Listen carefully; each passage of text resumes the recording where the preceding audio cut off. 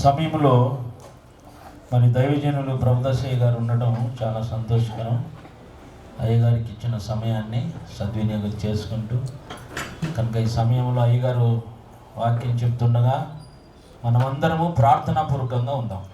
మంచిది. ప్రభునామం బట్టి మీ అందరికీ నా హృదయపూర్వక వందనాలు చెల్లిస్తూ ఉన్నాను.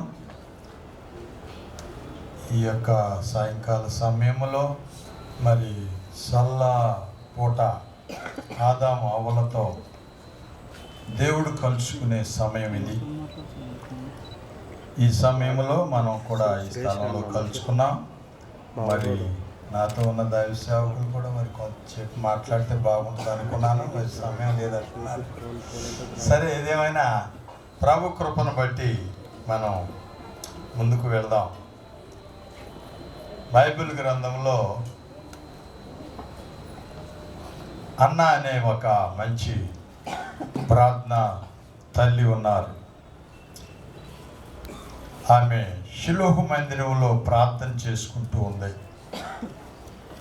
ఎందుకు ప్రార్థన చేస్తుందంటే తనకు సంతానం లేదు, గొడ్రాలుగా ఉంది.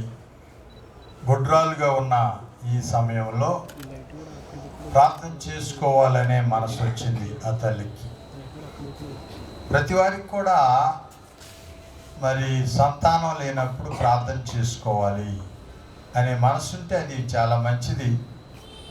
కొంతమందికి అలాంటి మనసు ఉండదు. దేవుని సన్నిధిలో ప్రార్థన చేసుకున్నప్పుడే సంతానం అని వాక్యంలో ఉంది. గర్భఫలము యెహోవా ఇచ్చు బహుమానమే. కనుక అలాంటి బహుమానాన్ని ఎవరిస్తారంటే దేవుడు ఇస్తాడు.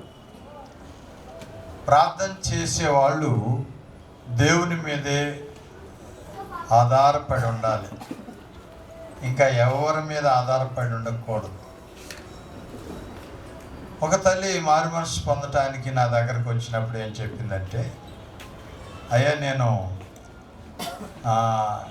గంగకు మొక్కుకున్నాను, 2 కొడుకులు పుట్టారు నాకు, మంచోడిని ఏంటో ఆ గంగలో బారేసాను, కుంటోడిని ఏంటో పెంచుకున్నానని చెప్పింది. ఇదంతా పాపమేనని తర్వాత ఇప్పుడు మారు మనసు పొందినాక అర్థమైందయ్యా అని చెప్పింది. అట్లా కొంతమంది అలా ముసుగులోకి వెళ్ళిపోతారు. అది కాదని ఆ గంగ నాకు సంతానాన్ని ఇవ్వలేదని తర్వాత పశ్చాత్తాపడి ఏడ్చింది. అయ్యో నేను మంచి కుమారుడిని నేను మరి అలా చేశానని చెప్పి పశ్చాత్తాపడింది. అన్న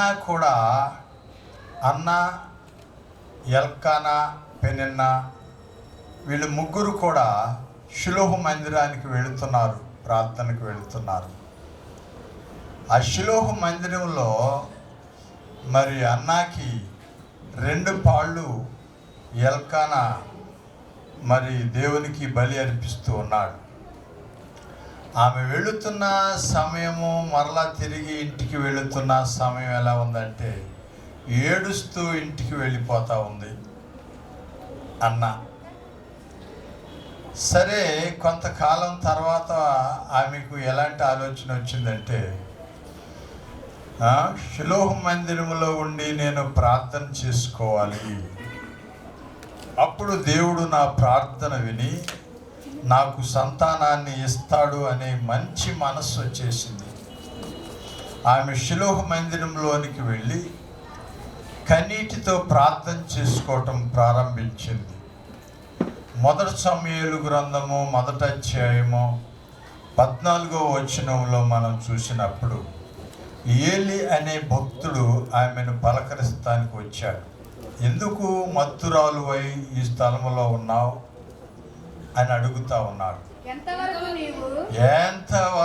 నీవు మత్తురాలువై ఉంటావు? నీవు ద్రాక్షారసమైనను నీ యొద్ద నుండి తీసివేయమని చెప్పగా అన్న, అది కాదు నా ఏలినవాడా, నేను మనోదుఖము గలదాననై ఉన్నాను. నేను ద్రాక్షారసమైనను మద్యమునైనను సేవించలేదు గాని నా ఆత్మను దేవుని సన్నిధిలో కుమ్మరించుకొనుచున్నాను. చూసారా మరి? అన్న దేవుని సన్నిధిలో కుమ్మరించుకుంటూ ఉంది. ఏమని చెప్తా ఉందంటే, నేను మనోదుఖము గలదాననై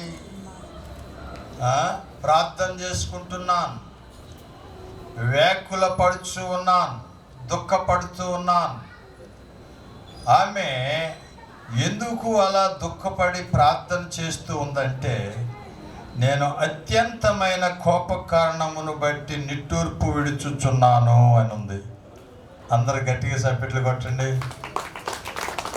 ఆమె ఏం చేసిందంటే, అత్యంతమైన కోప కారణం అనే పాపాన్ని బట్టి నేను నిట్టూర్పు విడుచుచున్నాను, వ్యాకుల పడుచు ఉన్నాను. వ్యాకుల పడతాం అంటే దుఃఖపడిన దానికంటే ఎక్కువగా వ్యాకులు పడటం అంటే, ఒక బాబుని మనం కొట్టామనుకో, ఆడు బాగా కేకలేస్తాడు, అరుస్తాడు కొట్టినందుకు. నోరు మూయరు అన్నామనుకో, నోరు మూసిన తర్వాత కూడా అంటాడు. అది వ్యాకులు పడటం అంటే. అది అంటే లోపల కృంగిపోవటం అన్నమాట. అలాంటి ప్రార్థన చేస్తూ ఉంది ఆ తల్లి. ఆ అన్న లాంటి ప్రార్థన నేర్చుకుంటే చాలా మంచిది. కనుక ఆ వ్యాకుల పడుతున్నాను దేని విషయములంటే, ఆమెలో ఉన్న కోపం అనే పాపము విషయములో చెప్తుంది. అత్యంతమైన కోప కారణమును బట్టి నేను బహుగా నిట్టూర్పు విడుచుచున్నాను అని ఉంది ఆ వాక్యంలో. చూసారా మరి? ఈ కోపం అనే పాపాన్ని మనం పోగొట్టుకోకపోతే అది మనల్ని ఏం చేస్తుందంటే నష్టపరుచుద్ది. తన కోపమే తన శత్రువు. తన కోపమే తన శత్రువు. కోపము, రోషము, క్రోధము, ఈ మూడు ఉన్నాయి. కోపము, క్రోధము, రోషము. రోషము ఎదుట ఎవడు నిలువగలడు అని ఉంది సామెతల గ్రంథంలో. రోషము ఎదుట ఎవడు నిలువగలడు? నీవు నిలవలేవు, నేను నిలవలేవు. రోషం అనేది మన మీద దాడి చేస్తే అదేం చేస్తుందంటే మనల్ని చంపేస్తుంది. మనం నిలవలేము. ఆ రోషం అనే దాని కొరకు మనం ప్రార్థన చేసుకుంటే అప్పుడు మనం ప్రభువులో సాగుతాం. రోషము పోవాలి, క్రోధము పోవాలి, కోపము పోవాలి. ప్రసంగి గ్రంథము 14. ఏలువాడు నీ మీద కోపపడిన ఎడల నీవు ఉద్యోగము నుండి తొలగిపోకూడదు. ఓర్పు గొప్ప ద్రోహత కార్యములను జరగకుండా చేస్తుందంట. ఓర్పు అనేది. కనుక ఏం కావాలి మనకి? ఓర్పు కావాలి. ఓర్పు కావాలి. చూసారా? ఒక అతను నన్ను బాగా తాగేసి వచ్చాడు. నేను పడుకుని ఉన్నాను. సరే పలకరించాడు. మరి నీ భార్య మరి ప్రార్థనకి రాలేదేంటి అని అడిగా. బూతులు తిట్టడం మొదలుపెట్టాడు. నువ్వు మంచం మీద పడుకుని ప్రార్థనకు రాలేదని అడుగుతావా నన్ను అని చెప్పేసి ఒకటంటే నేను నవ్వుతుంటే ఇంకా బాగా తిట్టాడు. ఎందుకంటే కోపం వస్తుంది ఆయనకి. నవ్వుతున్నాడు ఏంటి అది తిట్టారు. ఆయనకి సారి చేసి ఆపేసాడు. ఆపేసినాక అప్పుడు లేచి కూర్చుని ఆయన చేతులు పట్టుకుని క్షమించండి అన్న. మళ్ళీ ఒక గంట తిట్టాడు క్షమించమన్నది. అప్పుడు అతనికి సాలి వచ్చేసి వెళ్ళిపోయాడు. అతని విషయంలో ఎలాంటి ఆలోచన లేదు నాకు. ఏంటి అలా అన్నాడేంటి, చెడ్డగా మాట్లాడాడేంటి అనే ఆలోచన లేదు, కానీ దేవుడు మారుస్తాడులే అనే ఆలోచన వచ్చింది. అంటే ఆ కోపం అనేది లేకపోతే మనం అలా ఉంటాం. ఓర్పు గొప్ప దోహత కార్యములను జరగకోకుండా కాపాడును. ఏమనుంది ప్రసంగి గ్రంథం? ఏలువాడు నీ మీద కోపపడిన ఎడల నీ ఉద్యోగము నుండి నీవు తొలగిపోకూడదు. ఓర్పు గొప్ప దోహ కార్యములను జరగకుండా చేయను. అది కనుక భక్తి చేసేవాళ్ళు ఏం చేయాలంటే ఓర్పు కోసం ప్రార్థన చేయాలి. అంటే మాట పడేవారిగా ఉండాలని ప్రార్థన చేయాలి. మాట పడేవారిగా లేకపోతే నష్టపోతారు. ప్రార్థన చేసేవాళ్ళు మాట పడేవారిగా ఉంటే ఆశీర్వాదం పొందుతారు. యేసేబులాగా. యేసేబుకి మాట పడే మనస్సే ఉంది, కానీ వాళ్ళు అలా అన్నారేంటి అనే మనసు ఆయన బ్రతికున్నంత కాలములో ఎప్పుడూ అనలేదు. ఆయన ఏమని, వాళ్ళు నన్ను ఇలా అన్నారేంటి, ఇలా కొట్టారేంటి. భక్తిలో ఉన్న శ్రేష్టమైన నూరంతలుగా ఫలించే భక్తి యేసేపు చేశాడు. నూరంతలుగా ఫలించింది ఆ భక్తి. అన్నిటిలో ఫలాలు ఉన్నాయంట. చూసారా మరి? కనుక అంత మంచి మనస్సు. ఇప్పుడు అన్న ఏం చేసిందంటే మంచి ప్రార్థన చేసుకుంది. ఆ ప్రార్థన ఎందుకు చేసిందంటే ఆమెలో ఉన్న అత్యంతమైన కోప కారణమును బట్టి నేను నిట్టూర్పు విడుచుచున్నాను. అది చాలామంది మనస్సులో కోపం ఉంటుంది. ఎందుకు కోపం ఉంటుందంటే మా అయ్యగారు, ఆ బండి ఐజక్ అయ్యగారు, మా ఆత్మీయ తండ్రి, ఆయన చెప్పారు, ఈ అవ్వమ్మ ఆదాములు ఇద్దరు కూడా భూలోకములో ఉన్న మనుషులందరికీ మేనమామ మేనత్త అంటారు. ఏంటి? భూలోకములో ఎంతమంది మనుష్యులు ఉన్నారో వాళ్ళందరికీ వీళ్ళిద్దరూ మేనమామ మేనత్త అంటారు. మేనమామ పోలికలు మేనత్త పోలికలు వచ్చేసినాయి అంట ప్రజలకి. అందుకే అవ్వమ్మ దగ్గర ఉన్న కోపము, సాతాను దగ్గర ఉన్న కోపము అవ్వమ్మలోకి వెళ్ళింది. అవ్వమ్మలో ఉన్న కోపం వాళ్ళ పెద్ద అబ్బాయిలోకి వెళ్ళింది. కనుక ఆ కోపం వలన అతను వాళ్ళ తమ్ముడిని చంపేసింది. పాము పగబడుతుంది కదా, ఆ పగ వచ్చింది అతనిలోకి, పగ. కనుక అలాంటి పగ మనుషుల్లో ఉంటుంది. పగ తీర్చుకుంటా, అడిగేస్తా, కడిగేస్తా. అడిగేవాళ్ళు కడిగేవాళ్ళు ఉన్నారండి. భక్తి చేసేవాళ్ళు అడగటానికి ఇష్టపడతా ఉంటారు, ఇష్టం కలిగి ఉంటారు. వాళ్ళ యొక్క ఉద్దేశం ఏంటంటే అది ఉంది. కయ్యూను లక్షణాలు ఉన్నాయి, సాతాను లక్షణాలు ఉన్నాయి, పాము లక్షణాలు ఉన్నాయి, పగబట్టే లక్షణాలు ఉన్నాయి, పగ తీర్చుకునే లక్షణాలు ఉన్నాయి. ప్రార్థనే, పగే, కోపమే. చూడు మరి అలాంటి వాళ్ళు. మరి ఆ యొక్క అన్న ఆమె కోపము గురించే ప్రార్థన చేసుకుంది.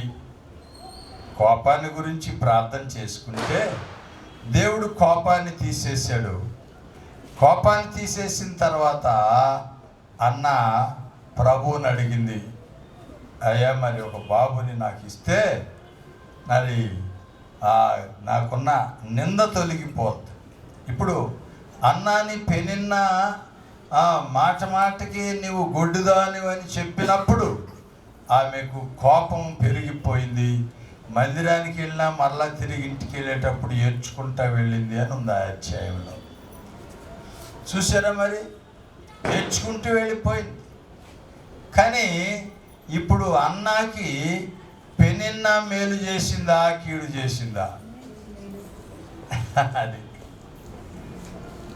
పెనిన్నా అనే అమ్మాయి అన్నాని గొడ్రాలు గొడ్రాలు గొడ్రాలు అంటంలో ఈమెకు కోపం వచ్చేసి కోపం పాపంలాగా మారిపోయి పాపం శాపంలాగా మారిపోయింది. పాపము శాపంలాగా మారిపోయింది.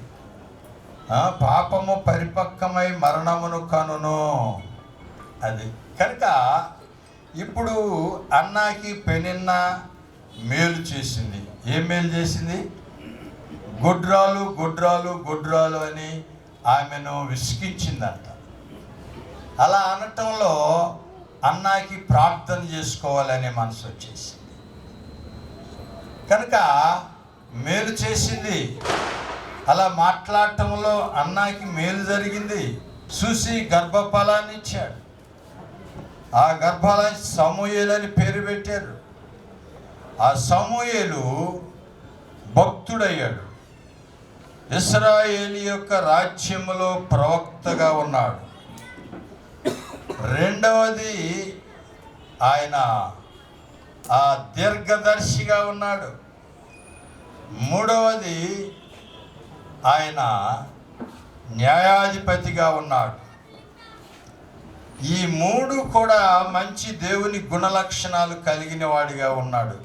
ఎవరంటే సమూయేలు అనే బాబు.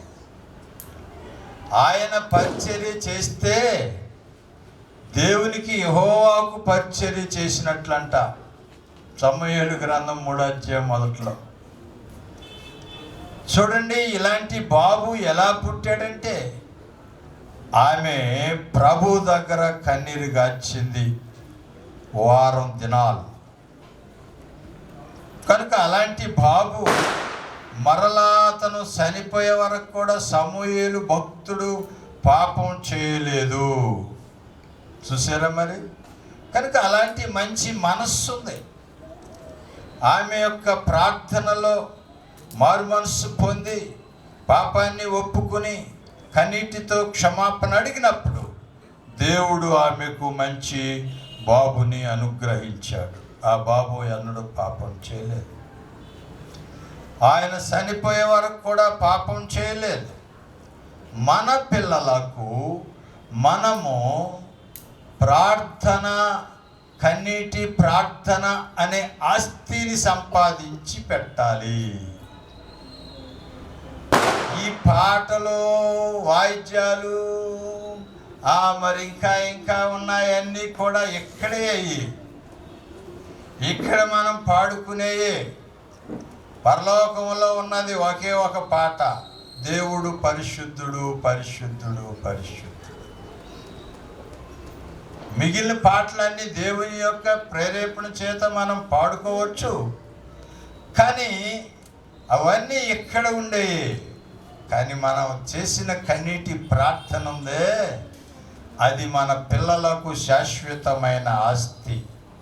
సామెతల గ్రంథము 8:21 వచనంలో 17 వచనంలో శాశ్వతమైన ధనాన్ని దేవుడు మనకిస్తాడంట.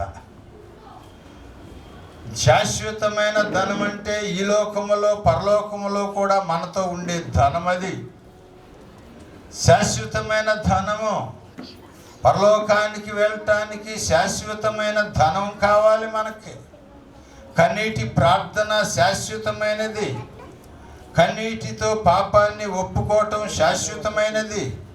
కన్నీటితో పాపాన్ని ఒప్పుకొని కాళ్ళు పట్టుకుని క్షమాపణ అడగటం అనేది శాశ్వతమైనది. ఈ శాశ్వతమైన ధనాన్ని మన పిల్లల కొరకు మనం సంపాదించుకోవాలి. మిగిలినవన్నీ నీవు ప్రార్థన చేయకపోయినా దేవుడు ఇస్తాడు. ప్రార్థన చేయని వాళ్ళకి ఏది కార్యాలు లేవా? ప్రార్థన చేయని వాళ్ళకి కోట్లు ఆస్తి లేదా? కానీ అది శాశ్వతమైంది కాదు. శాశ్వతమైన ఆస్తి మన పిల్లలకు సంపాదించే తల్లిదండ్రులుగా ఉండాలి. అది మనకు ఆస్తిగా ఉండాలి. అది మనకు ఆశీర్వాదకరంగా ఉండాలి. అలాంటి ఆస్తిని నువ్వు సంపాదించి పెడితే నీ పిల్లలకు, నీవు లేకపోయినా ఆ ప్రార్థన నీ పిల్లల్ని కాపాడుతూ ఉంటుంది. నువ్వు లేకపోయినా ప్రార్థన నీ పిల్లలకు ఆశీర్వాదకరంగా ఉంటుంది. మా అమ్మగారు ప్రార్థన చేశారు, మా పిల్లలందరూ సేవ చేయాలని ప్రార్థన చేసింది మా తల్లిగారు. అది మాకు ఆస్తి. ప్రార్థన చేసేవారికి దేవుడు సమస్తము సమకూర్చి జరిగిస్తాడు. నీతిమంతులకు సమస్తము సమకూడి జరుగును. నీతిమంతులైన వారిని దేవుడు ఆకలి కొననివ్వడంట. లాజరు గారిని ఆకలి కొననివ్వాల. లాజరు గారు ఆకలి అనేది లేదు ఆయనకి. ఏదో ఒక రోజున అనుకున్నాడంట, ఆ బల్ల మీద నుంచి పడే రొట్టె ముక్కలు పడనిస్తాడేమో, తింటే మంచిది అనుకున్నాడంట మనస్సులో. నేను ఒక్కోసారి ప్రార్థన చేసుకుంటా ఉంటా, నాకు ఆ ఆరోగ్యకరమైన ఆహారం తినాలనే మనస్సు నాకు కలుగు చేయండి, నాకు అనారోగ్యకరమైన ఆహారం తినాలనే మనస్సు నాకు లేకుండా చేయండి అని ప్రార్థన చేస్తాను నేను. ఏది పడితే అది కనపడిందల్లా తినే వ్యవహారం కాదు అసలు. నా వయసు 70 సంవత్సరాలు కుడి ఎడంగా, ఒక సంవత్సరం అటు ఇటుగా. నాకు మోకాళ్ళ నొప్పులు లేవు, తలనొప్పి లేదు, జ్వరం లేదు, పడిసి లేదు, దగ్గు లేదు, నడుము నొప్పి లేదు, కాళ్ళు నొప్పి లేవు, చేతుల నొప్పి లేవు, ఏ నొప్పి లేదు. 30 సంవత్సరాలకి మోకాళ్ళ నొప్పులు అంటే 30 సంవత్సరాలకే కొంతమంది ముగించుకుని వెళ్ళిపోతున్నారు. ఎందుకని నాకు 7 సంవత్సరాల నుంచి పెన్షన్ ఇస్తానంటే నాకు వద్దంటున్నా. మా సంఘంలో ఒక ఆయన పెన్షన్ తీసుకుంటున్నాడు, అబద్ధం ఆడి. ఆయన తూలి పడిపోతున్నాడు. అంటే ఎందుకని కావాలని తీసుకుంటున్నాడు, దానికి తగిన అనారోగ్యం వచ్చేసింది. నాకు అక్కర్లేదని చెప్పాను, నాకు అనారోగ్యం రాలేదు యేసునామంలో. అంతే. వాక్యంలో కూడా ఒక మాట చూపిస్తాను నేను మీకు. సామెతల గ్రంథం 3వ అధ్యాయము 7వ వచనం. నేను జ్ఞానిని కదా అని నువ్వు అనుకొనవద్దు, యెహోవా యందు భయభక్తులు కలిగి చెడుతనమును విడిచిపెట్టుము, అప్పుడు నీ దేహమునకు ఆరోగ్యము, నీ ఎముకలకు చత్తువ కలుగును. ఎముకలు ఇరిగిపోవటానికి వెళ్ళేదంట. ఎముక ఇరిగిందంటే నువ్వు ఎక్కడో దశభాగం కూడా మానేసావు దేవుడికి. అందుకే ఎముక ఇరిగింది నేను అనుకుంటున్నా. నేను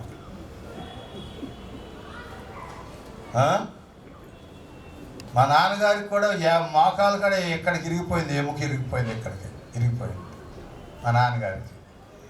ఆయన పాస్టర్ గారు, మాస్టర్ గారు. ఆయన సిఎస్ఐ సంస్థలో. చూడండి ప్రియ స్నేహితులరా, మన కన్నీటి ప్రార్థన మన జీవితంలో ఎప్పుడైతే ప్రార్థన చేసుకుని మన పాపాన్ని కన్నీటితో ప్రభు దగ్గర ఒప్పుకున్నామో, పాపాత్మురాలైన స్త్రీలాగా, అన్నలాగా, షునేమీరాల్లాగా మనం ఎప్పుడైతే ఒప్పుకున్నామో, ఆ ప్రార్థన, ఆ కన్నీటి ప్రార్థన మన పిల్లలకు శాశ్వతమైన ఆస్తి. ప్రార్థన చేసుకుందాం. దయగలిగిన మా తండ్రి, పరిశుద్ధానికి వందనాలు. ప్రభువా, జోని ప్రిస్కిల్లాని మీరు ప్రేమించి వారికి ఇచ్చిన బహుమానాన్ని బట్టి వందనాలు చెల్లిస్తూ ఉన్నాం. గర్భఫలము యెహోవా ఇచ్చు బహుమానం. దయగలిగిన మా తండ్రి, ప్రభువా, బిడ్డను ఎలా భక్తిలో పెంచుకోవాలో, తల్లిదండ్రులు పెరిగినప్పుడు పిల్లలు కూడా అదే భక్తిలో పెరుగుతారు కదా ప్రభువా. పెద్దలు చెప్తూ ఉంటారు, ఆవు చేలో మేస్తే దూడ గట్టును మేయదు కదా అని. అవును నాయన, మేము ప్రార్థన చేసుకుంటే, మేము కన్నీటి ప్రార్థన చేసుకుంటే మా పిల్లలు కూడా అదే ఆత్మ వాళ్ళ మీద పనిచేసి వాళ్ళు కూడా కన్నీటి ప్రార్థన చేసుకుంటారు. నీ కృపలో బిడ్డలను బలపరిచి, గుడి వచ్చిన దైవ సేవకులు, అలాగే గుడి వచ్చిన సంఘ బిడ్డలందరినీ కూడా మీరు దీవించి నీ కృపకు పాత్రలుగా చేయమని, నీ సన్నిధి, నీ ప్రసన్నతలు, నీ కాపుదల, భద్రత, నీ క్షేమములు, మీ అధికారములు, ఆధిపత్యములు, నీ ప్రధాన శక్తి, నీ బలము, నీ ప్రభావములు మహిమలతో నింపమని సర్వశక్తి కలిగిన యేసు క్రీస్తు పరిశుద్ధ నామములో అడిగి వేడుకొంచున్నాము తండ్రి. ఆమేన్. మంచిది. వందనాలు మీ అందరికీ.